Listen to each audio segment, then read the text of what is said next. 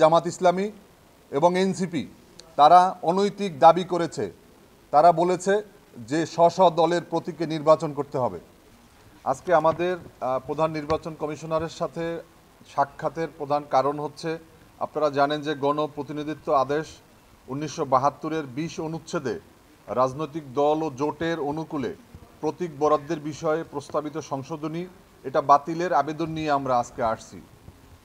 আমরা প্রধান নির্বাচন কমিশনারের কাছে যেই লিখিত বক্তব্য দিয়েছি তা আপনাদেরকে সামান্য অংশ পরে শোনাচ্ছি। বাংলাদেশ নির্বাচন কমিশন কর্তৃক নিবন্ধিত রাজনৈতিক দল হিসাবে বাংলাদেশ লেবার পার্টি গণতান্ত্রিক ব্যবস্থার ধারাবাহিকতা রক্ষায় নির্বাচন কমিশনের পক্ষপাত গঠনমূলক পদক্ষেপসমূহকে সর্বদা সমর্থন করে আসছে। তবে সম্প্রতি গণপ্রতিনিধিত্ব আদেশ 1972 এর 20 অনুচ্ছেদে রাজনৈতিক দল ও জোটের অনুকূলে প্রতীক বরাদ্দ সংক্রান্ত প্রস্তাবিত সংশোধনীর বিষয়ে আমরা গভীর উদ্বেগ উৎকণ্ঠা প্রকাশ করছি। লেবার পার্টি মনে করে যে এই সংশোধনী প্রস্তাব কার্যকর হলে রাজনৈতিক দলসমূহের জোটবদ্ধ হয়ে নির্বাচনে অংশগ্রহণের গণতান্ত্রিক অধিকার মারাত্মকভাবে ক্ষুণ্ণ হবে।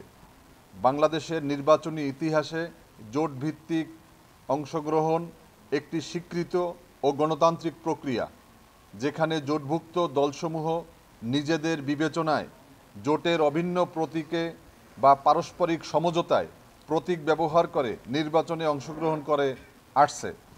ইতিপূর্বে গণপ্রতিনিধিত্ব আদেশ 1972-এর 20 অনুচ্ছেদে বিদ্যমান বিধান অনুসারে রাজনৈতিক দলসমূহের এই অধিকার অক্ষুণ্ণ ছিল, কিন্তু সম্প্রতি সময়ে জোট করলে ভোট করতে হবে দলীয় প্রতীকে এমন ধারণাভিত্তিক প্রস্তাব নির্বাচনী জোট ব্যবস্থার মূল দর্শনের সাথে সাংঘর্ষিক।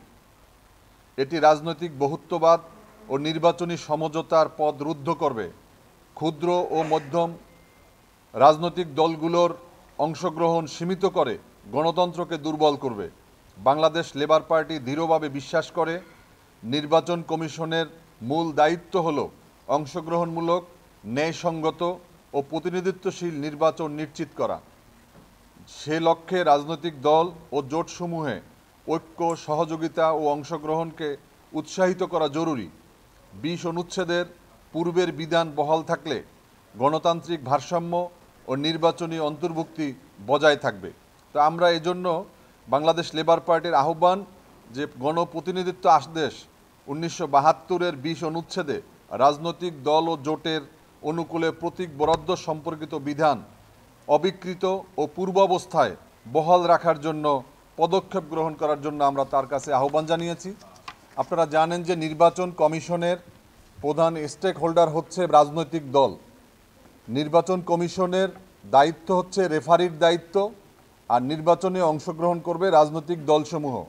কিন্তু রাজনৈতিক দলসমূহের সাথে কোনো প্রকার আলাপ আলোচনা না করে, কোনো বৈঠক, কোনো প্রকার লিখিত মতামত না নিয়ে একতরফাভাবে এই সিদ্ধান্ত নেওয়া হয়েছিল, এবং যা আমরা শুনেছি কয়েকদিন আগে আমাদের উপদেষ্টাদের বৈঠকে এটা আবার বাতিলও করা হয়েছে। সেই বাতিল বিষয়কে নিয়ে আমরা সম্প্রতিকালে দেখেছি যে একটি ধর্মভিত্তিক রাজনৈতিক দল জামাত ইসলামী এবং এনসিপি তারা অনৈতিক দাবি করেছে। তারা বলেছে যে স্ব দলের প্রতীকে নির্বাচন করতে হবে। এটা আমাদের গণতান্ত্রিক যে অধিকার তা খর্ব করবে বলে আমরা লিখিত বক্তব্যে বলেছি। আমরা মনে করি যে আগামী নির্বাচনকে বানচাল করার জন্য একের পর এক অভিযোগ, একের পর এক দাবি আমরা লক্ষ্য করেছি। আমরা দেখেছি যে গণভোটকে সমস্ত রাজনৈতিক দলগুলো, দুই একটি দল বাদে, আমাদের বক্তব্য হচ্ছে যে নির্বাচনের দিন একই দিনে গণভোট হবে, জাতীয় নির্বাচন হবে। সেখানে আমরা লক্ষ্য করেছি জামাত ইসলামী তারা বলছে যে না, নির্বাচন আগে হতে হবে, গণভোট আগে হতে হবে। আমরা মনে করি যে বাংলাদেশের এই যে নির্বাচনের ট্রেন শুরু হয়েছে, এই ট্রেনকে কোনোভাবে বাধাগ্রস্ত করা যাবে না। এই নির্বাচনকে এগিয়ে নিয়ে যেতে হবে। এই ফেব্রুয়ারি মাসে যে নির্বাচনের কথা, এটা যদি সম্ভব হয়, আমাদের নির্বাচন কমিশন তাদের প্রস্তুতি অনুযায়ী যদি সম্ভব মনে করে তো এটা জানুয়ারিতে করলে আরও বেশি ভালো হবে, কারণ সামনে রমজান আসছে, শীত আসছে, এগুলোকে মাথায় রাখতে হবে। আজকে আমাদের আরেকটা বিষয় আমরা নির্বাচন কমিশনারের সাথে, প্রধান নির্বাচন কমিশনের কথা বলেছি যে নির্বাচনের জন্য যে লেভেল প্লেইং ফিল্ড তা নিশ্চিত করার জন্য এখন থেকেই কাজ করা দরকার।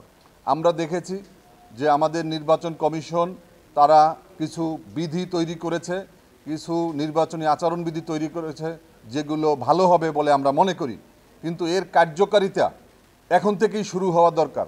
আপনারা দেখেছেন যে বড় বড় বিলবোর্ড টোটাল রাজধানীতে ভরে গিয়েছে। নির্বাচনী এলাকাগুলোতে আগের মতোই সেই অসুস্থ রাজনীতির সয়লাভ আমরা লক্ষ্য করেছি। আমরা আবারও মনে হচ্ছে যেন আগামী নির্বাচনেও এই যে আইন বিধি করা হচ্ছে এগুলোকে মানা হবে বলে আমরা মনে করি না, কারণ এখন থেকেই এটার চর্চা, এটার কিন্তু অনুশীলন করা দরকার। তো আমাদের আজকের বক্তব্য পরিষ্কার যে এই নতুন যেই সংশোধনী, এই সংশোধনী বাতিল করে যে 2008-এর যেই সংশোধনী আছে ওটাকে পুনর্বহাল করতে হবে। তাহলেই আমরা এই রাজনৈতিক দলগুলো তাদের মতো করে তারা নির্বাচনে অংশগ্রহণ করবে, তারা প্রতীক ব্যবহার করবে।